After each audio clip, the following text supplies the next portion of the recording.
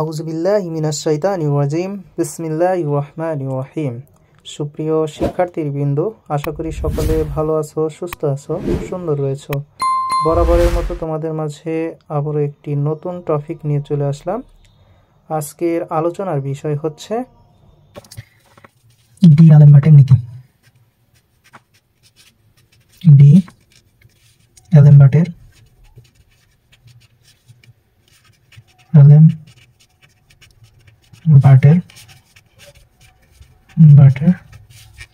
নীতি। ডি অ্যালেমবার্টের নীতিতে কি বলা হচ্ছে? ডি অ্যালেমবার্টের নীতিতে কয়েকটি বিষয় লক্ষণীয়। এখানে একটি অবরোধজনিত অর্থাৎ আবদ্ধ অবস্থায় কোনো সিস্টেমের ক্ষেত্রে আমরা কৃতকাজের বিষয়গুলো বিবেচনা করব, এবং এক্ষেত্রে যেহেতু কাজ সম্পূর্ণ করতে গেলে অবশ্যই একটা স্মরণের প্রয়োজন হয়, আর স্মরণ ঘটতে গেলে অবশ্যই সময়ের প্রয়োজন হয় স্বাভাবিক চিন্তাধারায়। কিন্তু ডি অ্যালেমবার্টের নীতিতে এই সময়টাকে বিবেচনা করা হয় না, এবং এই যে স্মরণ, এই স্মরণটাকেও আবার অপকৃতভাবে বিবেচনা করা হয়। এবং ডি অ্যালেমবার্টের নীতিটাই হচ্ছে যে এখানে যে কয়েকটা বল কাজ করবে তার মধ্যে হচ্ছে অবরোধজনিত একটা বল নামে বল তোমরা জানতে পারবা বা বিস্তারিত আলোচনা করব।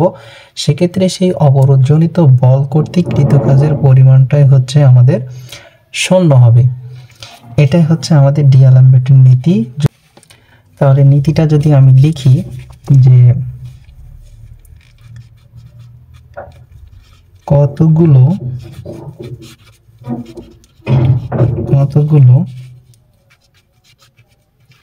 বস্তুর কণা বা বস্তু কণার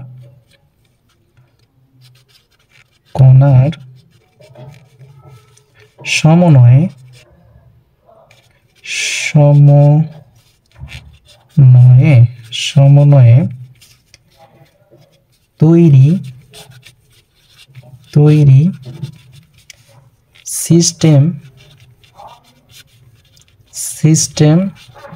বা ব্যবস্থার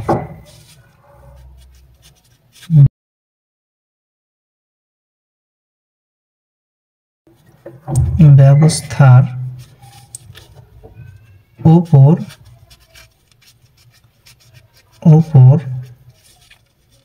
প্রযুক্ত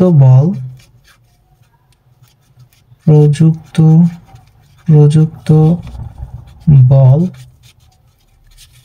এবং বিপরীত কার্যকরী বল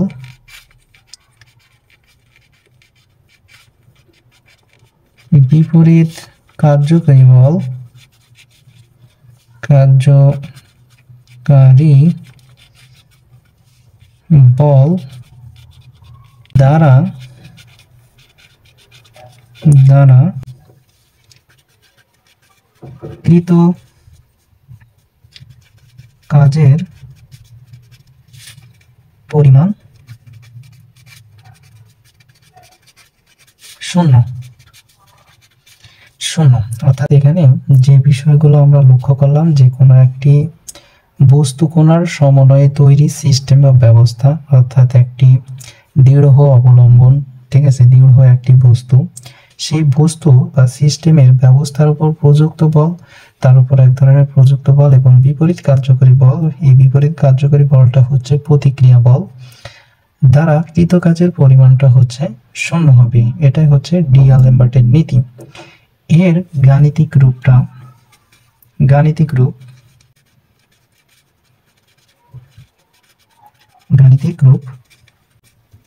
এই গাণিতিক রূপ বোঝার আগে কয়েকটা বল সম্পর্কে আমরা ধারণা নিব। এখানে দুইটা বলের কথা বলা হয়েছে, প্রযুক্ত বল এবং বিপরীত কার্যকরী বল। এছাড়াও এই সিস্টেমটা যখন আমরা চিন্তা করব বা এই সিস্টেমের মধ্যে যে কাজটা আমরা পাবো, এই কাজের ক্ষেত্রে আরো দুই ধরনের বল আমরা দেখব।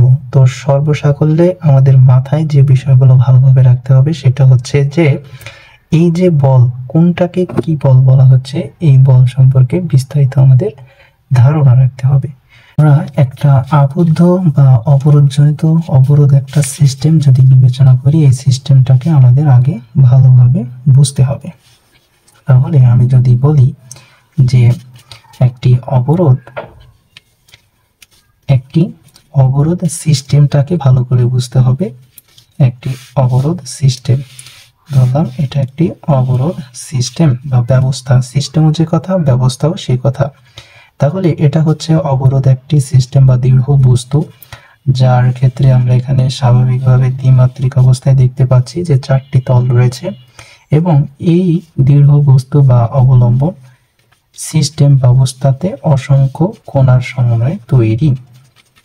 এই যে অসংখ্য কোণাগুলো রয়েছে, এবার এই যে সিস্টেম তার উপর বলা হয়েছে যে বস্তু, অর্থাৎ এই যে কোণার বস্তুর সমন্বয়ে তৈরি একটি সিস্টেম বা ব্যবস্থা, তার উপর প্রযুক্ত বল কি করা হয়েছে, একটা বল প্রযুক্ত করা হয়েছে। একটা বল বাইরে থেকে কি করা হয়েছে, প্রযুক্ত করা হয়েছে। সেটাকে আমরা স্বাভাবিকভাবে ধরলাম যে আয়তম কোণার উপর প্রযুক্ত হয়েছে, অর্থাৎ এগুলো তো সবগুলো কোণায় প্রায় সমান, সবগুলোই কোণা সমান। সেক্ষেত্রে আমরা আয়তম কোণাটাকে বিবেচনা করলাম। তো আয়তম কোণার উপর প্রযুক্ত বল এফ এবং বিপরীত কার্যকরী বল, সেক্ষেত্রে আমাদের এক ধরনের নিউটনের তৃতীয় সূত্র অনুসারে আমরা জানি যে প্রত্যেক ক্রিয়ারই একটা বিপরীত প্রতিক্রিয়া রয়েছে, অর্থাৎ এই ক্ষেত্রে আমরা বলতেছি যে বিপরীত কার্যকরী বল, অর্থাৎ এই সিস্টেম কর্তৃক বা ব্যবস্থা কর্তৃক উপরের দিকে বাহিরের দিকে এক ধরনের বল কাজ করবে নিউটনের তৃতীয় সূত্র অনুসারে। সেই বলটা কি রকম হবে, অবশ্যই বিপরীত কার্যকরী বল। বিপরীত কার্যকরী বল বা প্রতিক্রিয়া বল, আমরা সেই প্রতিক্রিয়া বলটাকে স্বাভাবিকভাবে ধরলাম এফ। এই বলটা কি হয়, এই বলটা কোথায় থেকে আসবে, অবশ্যই এই সিস্টেম থেকে আসবে। আর সিস্টেম থেকে আসতে গেলে তাহলে সিস্টেমের অবশ্যই ভরের প্রয়োজন হবে। আর আমরা জানি যে নিউটনের দ্বিতীয় সূত্রতে বলা হয়েছিল যে ভরবেগের পরিবর্তনের হার তার উপর প্রযুক্ত বলের সমানুপাতিক।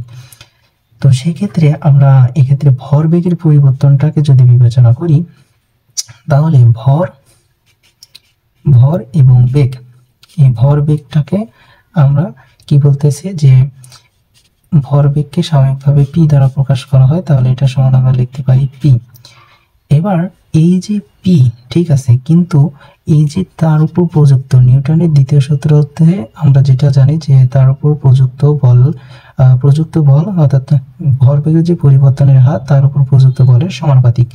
এই যে এফ আই যে প্রযুক্ত বল, অর্থাৎ প্রযুক্ত বল ভরবেগের পরিবর্তনের হারের কিন্তু সমানুপাতিক হবে। তাহলে ভরবেগের পরিবর্তন বলতে আমরা কার সাপেক্ষে, অবশ্যই সময় সাপেক্ষে d/dt এবং ভরবেগকে p, অর্থাৎ ভরবেগের পরিবর্তনের হার কার সমানুপাতিক, অবশ্যই প্রযুক্ত বলের সমানুপাতিক। তাহলে এক্ষেত্রে আমরা দেখেছি যে চিরায়ত বলবিদ্যার ক্ষেত্রে কাউকে অন্তরীকরণ করলে সেটার উপর ডট চিহ্ন ব্যবহার করা হয়। তাহলে এখান থেকে আমরা লিখতে পারি F I vector equal to হচ্ছে আমাদের পি ডট ভেক্টর আই। তাহলে এই যে মূল কথাটা হচ্ছে আমাদের প্রযুক্ত বল এবং ভরবেগের পরিবর্তনের হার, অর্থাৎ যে পরিমাণ বল প্রয়োগ হলো তৃতীয় সূত্র অনুসারে, যে পরিমাণ বল ক্রিয়া করলো ঠিক সম পরিমাণ বল আমাদের কি হবে, বিপরীত কার্যকরী বল হবে। তাহলে এই যে বলটা পাওয়া গেল, এটা কিন্তু হচ্ছে আমাদের বিপরীত কার্যকরী বল বা প্রতিক্রিয়া বল। তাহলে একে আমরা প্রকাশ করতেছি যে পি ডট আই দ্বারা আমরা প্রকাশ করলাম, এটা হচ্ছে বিপরীত কার্যকরী বল। তাহলে দুইটা বিষয় সম্পর্কে আমরা সুস্পষ্ট একটি ধারণা রাখতে পারলাম। এবার আমাদের যে কাজ, সেক্ষেত্রে আরো অনেক কিছু বল পেলাম। প্রথমে আমরা যে বলগুলো পেলাম একটু যদি সিরিয়ালে লিখে রাখি। প্রথমে যেটা পেলাম, 1 নম্বরে পেলাম প্রযুক্ত বল, প্রযুক্ত বল, সেটাকে কি দ্বারা প্রকাশ করা হলো, এফ আই ভেক্টর। এরপরে হচ্ছে বিপরীত কার্যকরী বল বা প্রতিক্রিয়া বল। 2 নম্বর হচ্ছে বিপরীত কার্যকরী বল। সেই বলটাকে আমরা কি দ্বারা প্রকাশ করলাম, স্বাভাবিকভাবে প্রকাশ করলাম পি ডট আই। কেন এটা দ্বারা প্রকাশ করলাম আশা করি বুঝতে পেরেছ এই ব্যাখ্যা থেকে। এরপর এই সিস্টেমটা যে অবস্থায় থাকুক না কেন, সাম্য অবস্থায় থাকুক বা যে কোনো অবস্থায় থাকুক না কেন, এর যে চারিদিকে একটি ওয়াল বা দেওয়াল রয়েছে চারিদিকে, এই দেওয়াল কর্তৃক এক ধরনের বল, অর্থাৎ প্রত্যেকটা কোণার উপর কিন্তু এক ধরনের বল কিন্তু কি দেওয়াল কর্তৃক প্রয়োগ হয়ে থাকে। তো এই যে দেওয়াল কর্তৃক এই কোণাগুলোর উপর সবসময় এক ধরনের বল প্রয়োগ করে, যার কারণে এই কোণাগুলোর কিন্তু অবস্থান পরিবর্তন হয় না, নির্দিষ্ট স্থানাঙ্ক ব্যবস্থায় কিন্তু তারা অবস্থান করতেছে। কি বল দ্বারা? এই যে আমাদের এক ধরনের দেওয়াল কর্তৃক আমাদের যে বল সেটা হচ্ছে অবরোধজনিত বল। অর্থাৎ এই একটা পুরো সিস্টেমের ক্ষেত্রে বাহিরের যে দেওয়াল কর্তৃক অর্থাৎ এই কোণাগুলোর সাম্য অবস্থায় বিরাজমান করতে আমাদের এক ধরনের বল কাজ করে, সেই বলটাকে আমরা বলে থাকি অবরোধজনিত বল। আর এই অবরোধজনিত বলকে Fi ভেক্টর দ্বারা প্রকাশ করা হয়, ছোট হাতের Fi ভেক্টর দ্বারা প্রকাশ করা হয়। সেই বলের নামটা হচ্ছে আমাদের সিস্টেমের অবরোধজনিত বল। তাহলে 3 নম্বর বল যেটা পাইলাম সেটা হচ্ছে সিস্টেম বা ব্যবস্থার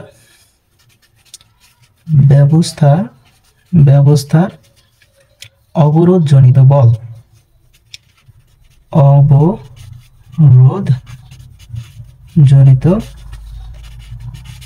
জনিত বল, এই বলটাকে আমরা কি দ্বারা প্রকাশ করলাম? Fi ভেক্টর দ্বারা প্রকাশ করলাম, ছোট হাতের Fi ভেক্টর দ্বারা প্রকাশ করলাম। এবার সর্বসাকল্যে শেষে আরেকটি বল আমরা জানবো, সেটা হচ্ছে এই যে সিস্টেম সাম্য অবস্থায় রয়েছে বা গতিশীল যে অবস্থায় থাকুক না কেন, সেই অবস্থায় সিস্টেমের মোট বল, যদি প্রযুক্ত বল একটা প্রয়োগ করা হয়েছে সেই মুহূর্তে আমাদের এই সিস্টেমের মোট বল, তাহলে এই সিস্টেমের উপর অর্থাৎ বল একটা প্রযুক্ত হয়েছে, কি বল? Fi বলটা প্রযুক্ত হয়েছে, সেই অবস্থায় এই সিস্টেমের মোট বলটা কি হবে? তখন সেই অবস্থায় যে মোট বলটি, সেটাকে আমরা 4 নম্বর বল বলতেছি, যে সিস্টেমের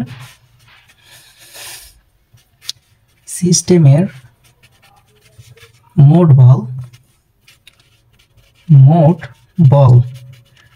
বলটাকে আমরা ধরো F প্রাইম দ্বারা প্রকাশ করলাম, Fi প্রাইম দ্বারা প্রকাশ করলাম। এই মোট বলের পরিমাণটা হচ্ছে প্রযুক্ত বল এবং অভ্যন্তরীণ যেই আমাদের কি ছিল অবরোধজনিত বল, এই দুইটা বলের সমষ্টির সমান। তাহলে আমরা যেটা লিখতে পারি যে F অর্থাৎ প্রযুক্ত বল Fi ভেক্টর প্লাস হচ্ছে আমাদের Fi ভেক্টর, এটা হচ্ছে আমাদের লেখা যায়।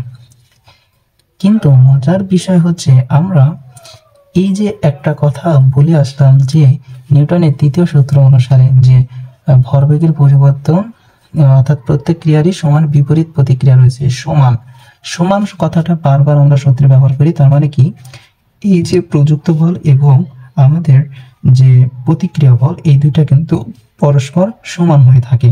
তাহলে এখান থেকে আমরা কি বলতে পারি, বা এই মুহূর্তে যেই মুহূর্তে প্রযুক্ত বলটা হলো সেই মুহূর্তে বলের পরিমাণটা কি দাঁড়ায়?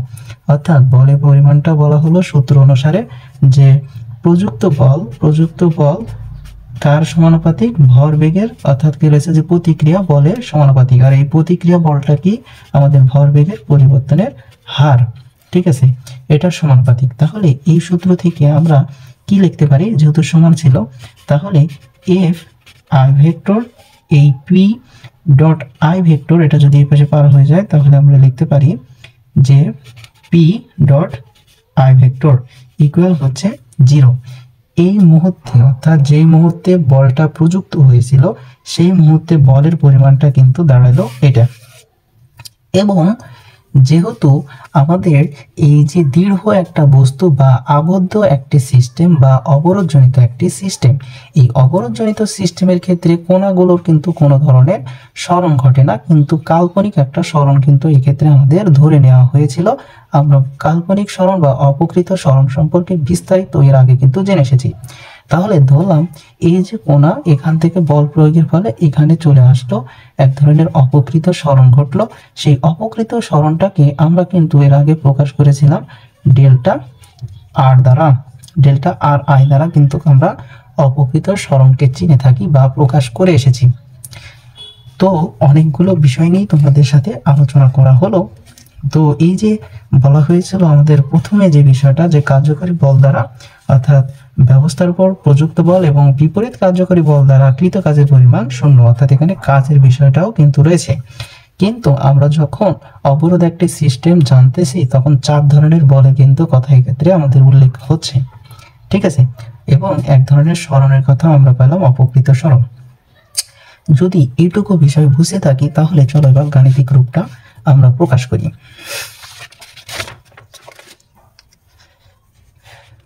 গাণিতিক রূপে বলা হচ্ছে যে তাহলে কি, এই যে কৃত কাজের পরিমাণ, আমরা কিন্তু সরণটা দেখলাম ডেল আর আই অপকৃত সরণ। তাহলে যেহেতু অপকৃত সরণের জন্য অপকৃত কাজই সম্পন্ন হবে, তাহলে আমরা ক্ষুদ্র একটি কাজ ধরলাম ডেল ডাব্লু।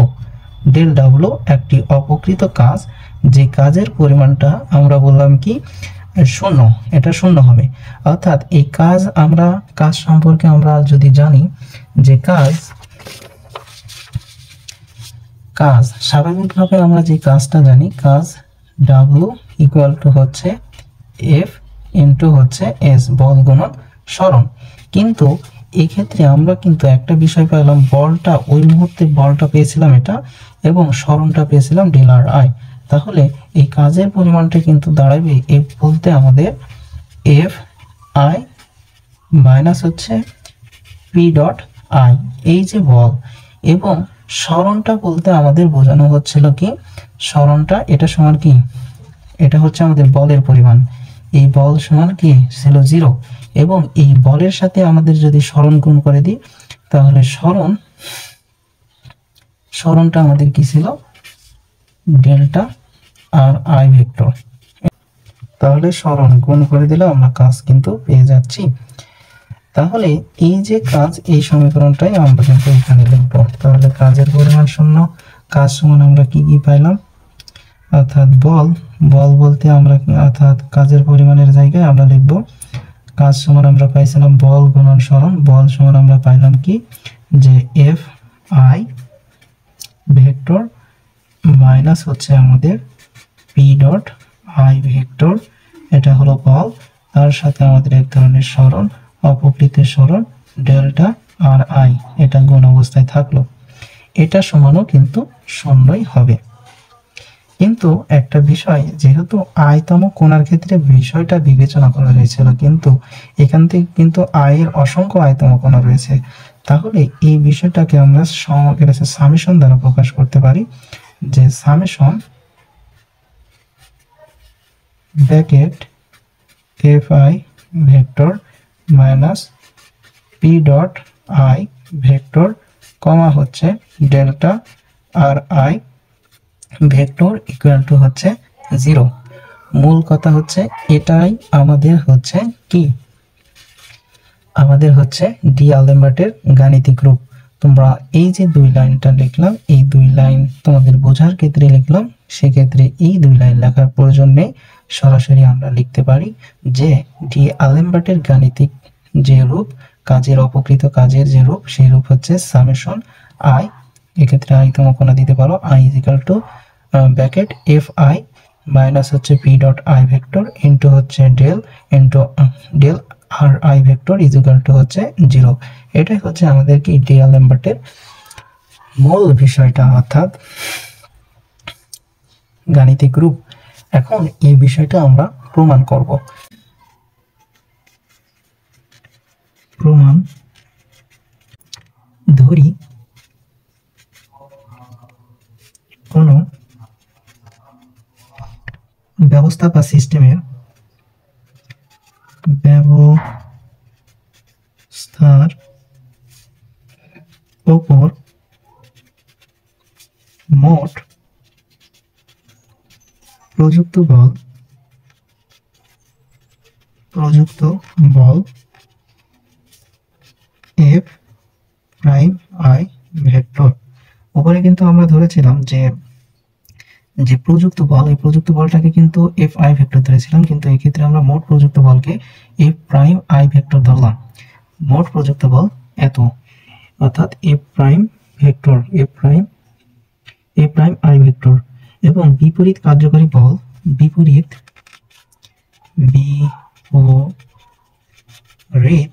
কার্যকারী বল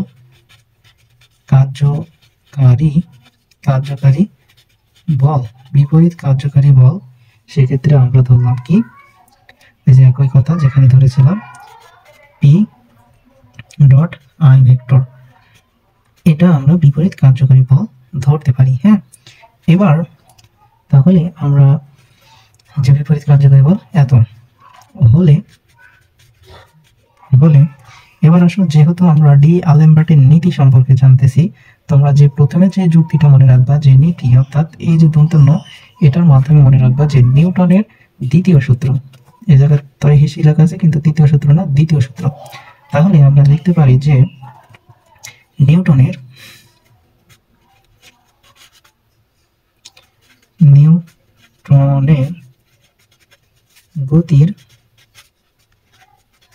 গতির দ্বিতীয় সূত্র কি? দ্বিতীয় সূত্র হতে আমরা জানি যে ভরবেগের পরিবর্তনের হার,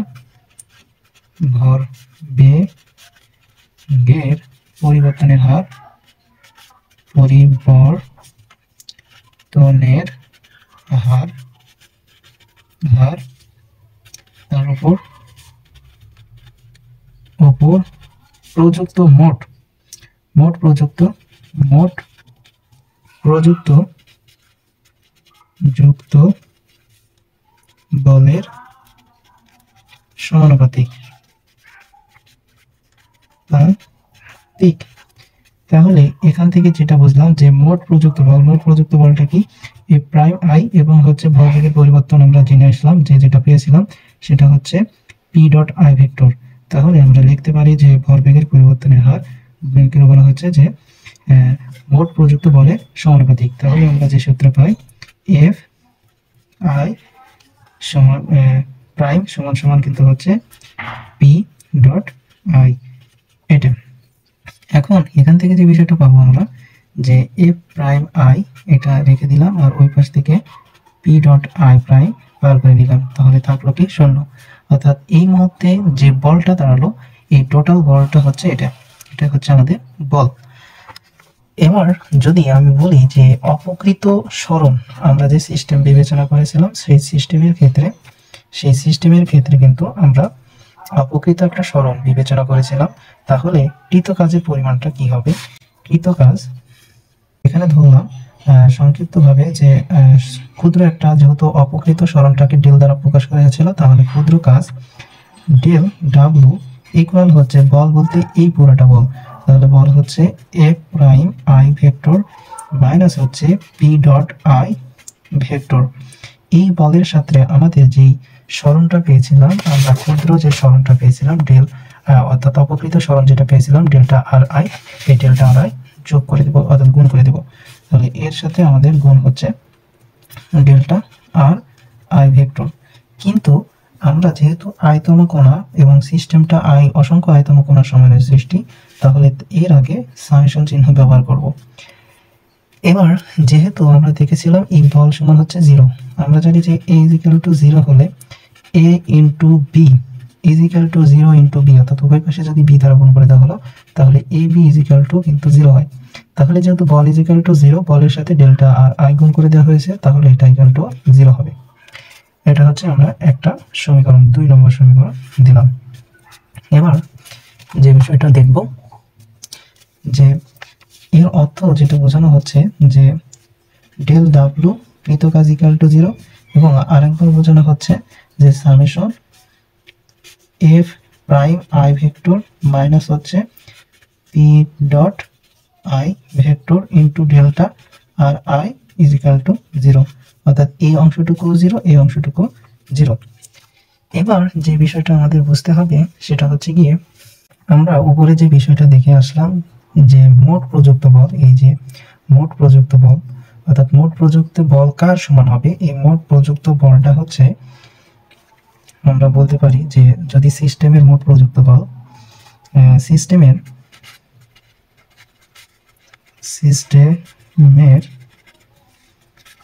মোট প্রযুক্ত বল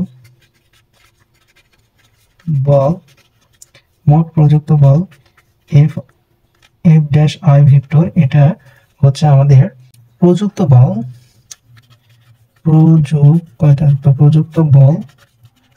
বলকে আমরা এফ আই ভেক্টর দ্বারা প্রকাশ করেছিলাম। এফ আই ভেক্টর প্রযুক্ত বল ও অবরোধজনিত বল, অবরোধ জনিত বল, অবরোধ জনিত বলকে আমরা প্রকাশ করেছিলাম স্মল fi ভেক্টর দ্বারা। এর সমষ্টির অর্থাৎ প্রযুক্ত বল, অর্থাৎ কি বলেছে যে সিস্টেমের মোট প্রযুক্ত বল এ প্রাইম আই ভেক্টর, এটা প্রযুক্ত বল এবং অবরোধ জনিত বলের বল এর সমষ্টির সমান, সমষ্টির সমান। তাহলে আমরা কি লিখতে পারি যে F prime i vector equal হচ্ছে এফ ভেক্টর আই প্লাস হচ্ছে আমাদের স্মল এফ ভেক্টর আই এর সমষ্টির সমান। তাহলে এটাকে আমরা 3 নম্বর সমীকরণ দিয়ে রাখলাম এবং এই যে এফ প্রাইম, এই এফ প্রাইমের মধ্যে আমরা এফ প্রাইমের মানটা বসিয়ে দিব। তাহলে বসিয়ে দিই 3 ও 2 হতে আমরা কি পাবো যে সামেশন, অর্থাৎ আমি আগে বলেছি ডেল ডাব্লিউ ইকুয়াল টু 0 এবং এটা ইকুয়াল টু 0। তাহলে এটাও কাজ বোঝানো হচ্ছে, এটাও কাজ বোঝানো হচ্ছে, অর্থাৎ এই কাজ, অর্থাৎ সামেশন ব্র্যাকেট, এই সামেশনের আগে আইতম কোণের ক্ষেত্রে এখানে আই লেখা যায় আই এফ আই।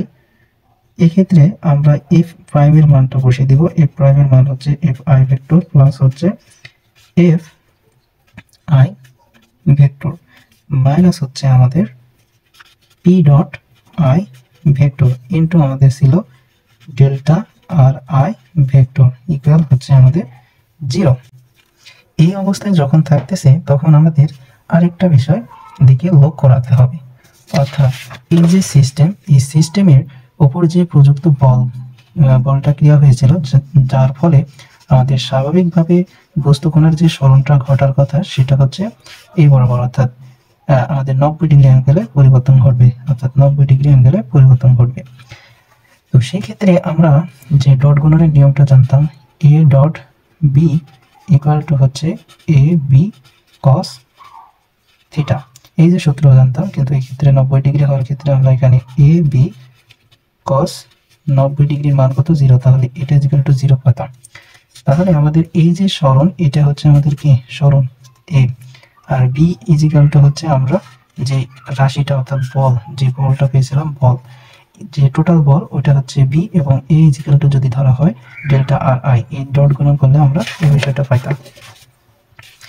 তাহলে এই যে বল অপকৃত সরণের ক্ষেত্রে আমরা যে অপকৃত সরণ সেটা অবরোধজনিত বল, অবরোধজনিত বলের সেক্ষেত্রে আমরা গুণ করে দেবো সবগুলোর ক্ষেত্রে সামেশন আই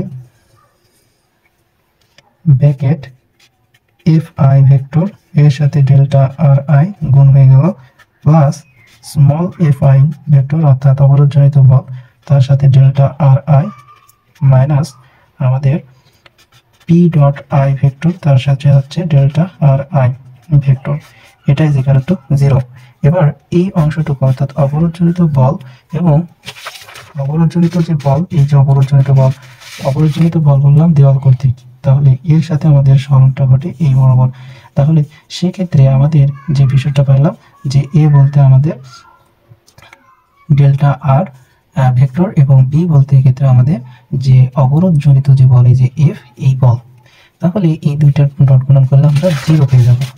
তাহলে আমরা এখান থেকে লিখতে পারি পরের লাইনে যে সমান সমান summation I into F I vector delta R I vector plus এক্ষেত্রে আমরা ডট গুণন করলে কি পাই যে F I into delta R I অর্থাৎ A B cos theta, cos C O S cos, আর ডিগ্রি বলতে থিটা বলতে 90 ডিগ্রি মাইনাস হচ্ছে P dot I vector into delta R I vector is equal to হচ্ছে 0।